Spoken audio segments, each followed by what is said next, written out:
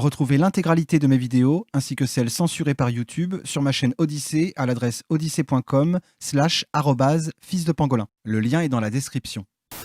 Bonjour à tous, j'ai besoin de vous parler de quelque chose d'important. J'espère que vous allez bien d'abord, c'est ça le plus important, que votre famille va bien, que les gens que vous aimez vont bien, et que vous arrivez à vivre dans ce monde même tourmenté et turbulent. Et la deuxième chose importante dont je voudrais vous parler, c'est le fait que un collègue anesthésiste réanimateur, travaillant en réanimation en Belgique, a été licencié. C'est le docteur Pascal Sacré. Et donc, je crois qu'on se doit de réagir. Alors, il ne faut pas que ce soit de l'indignation bien pensante, quoi. J'ai une vraie indignation, mais je crois que ce licenciement, il nous dit quelque chose de très profond de ce qui est en train de se passer. Il nous dit quelque chose de très profond, c'est qu'il y a une confusion dans la tête de nos dirigeants, dans la tête des directeurs d'hôpitaux sur les enjeux. Ils licencient un réanimateur en pleine période épidémique, quoi. Ça vous semble pas juste complètement délirant, en fait? C'est de la folie, quoi.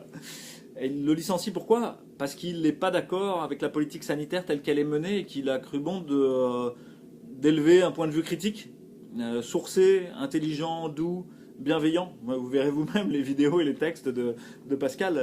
On est loin du dangereux anarchiste avec des bombes. On est plutôt dans quelqu'un d'hyper gentil et qui essaye de construire une pensée, une intelligibilité sur le réel.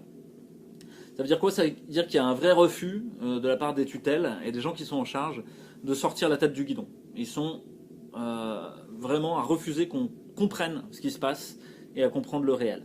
Et justement, ce licenciement, il fait lever le masque là-dessus, c'est-à-dire que les gens qui nous dirigent et les gens qui sont aux manettes, directeurs d'hôpitaux à Charleroi ou autres, en fait, ils ne souhaitent pas soigner les gens, c'est pas vrai. Ils ne souhaitent pas faire mieux, ils ne souhaitent pas faire une politique sanitaire intelligente.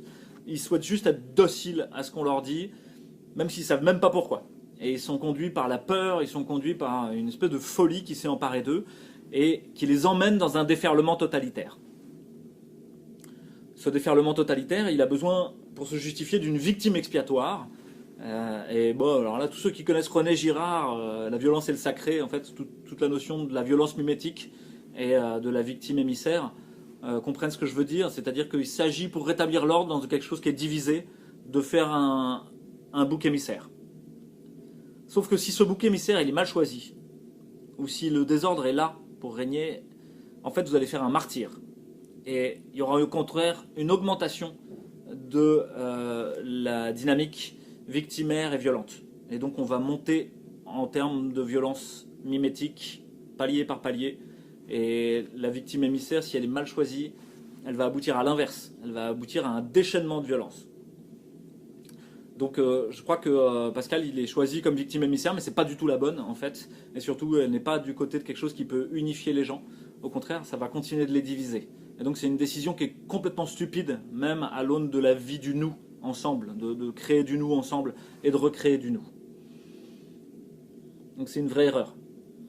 Mais ça nous insiste encore une fois sur le fait que on doit créer du nous, on doit créer du lien. Et on doit se servir de cette histoire de Pascal pour créer du lien et prendre soin de tous ceux qui sont inquiétés et de savoir vraiment qui est du côté du bien commun. En l'occurrence, pas la direction de l'hôpital de Charleroi, à l'évidence.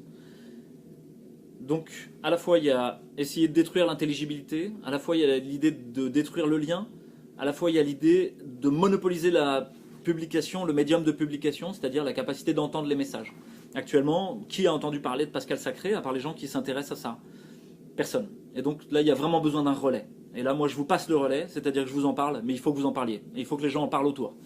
Une direction d'hôpital, d'un CH de Belgique, licencie un médecin réanimateur en pleine période épidémique parce qu'il n'est pas d'accord et qu'il l'a dit, alors qu'il fait parfaitement son boulot, qu'il n'a aucune erreur à se reprocher. C'est juste du délire, c'est de la folie. C'est-à-dire qu'on arrive à un déferlement totalitaire au sens où il y a des victimes politiques dans cette histoire. Des victimes parce qu'elles sont juste pas d'accord, parce qu'elles pensent pas comme il faut. Et là, les gens qui sont aux manettes devraient juste se poser un peu, souffler et rougir de honte. Et se dire, mais qu'est-ce qu'on est en train de faire? On est en train de devenir fou.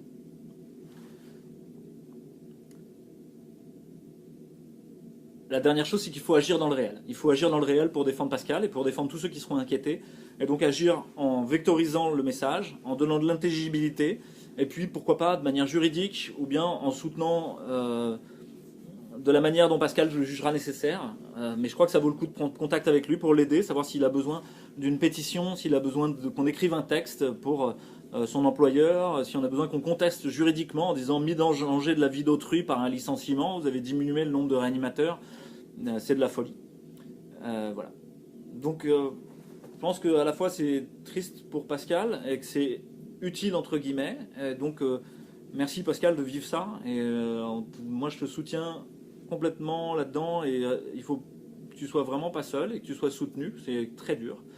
Et à la fois celui qui est Pascal, voilà, au moment de la Pâque, quoi, d'une renaissance, quoi, de quelque chose qui est de dépasser la mort.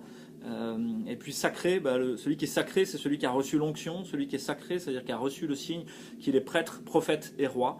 Je pense que Pascal, il est prêtre, prophète et roi de la vérité, de la bonté, de la gentillesse et de la contestation critique intelligente. Je vous donne ma prescription, hein, c'est toujours la même. Prenez soin de vous, prenez soin des autres autour de vous, prenez soin du monde autour de vous. Partagez les surplus et vos récoltes dans la dynamique du don, et parce que vous aurez un contre-don au centuple. Et puis retouchez le réel, soyez en contact avec le réel. Éteignez la télé, éteignez les téléphones, éteignez le big data et reprenez contact avec le réel. Bonne journée à tous. Et vraiment bon courage à Pascal et transmettez ce message. Abonnez-vous à la chaîne YouTube de Réinfo Covid, je vous mets le lien dans la description. Et le plus important bien sûr, partagez. À très bientôt.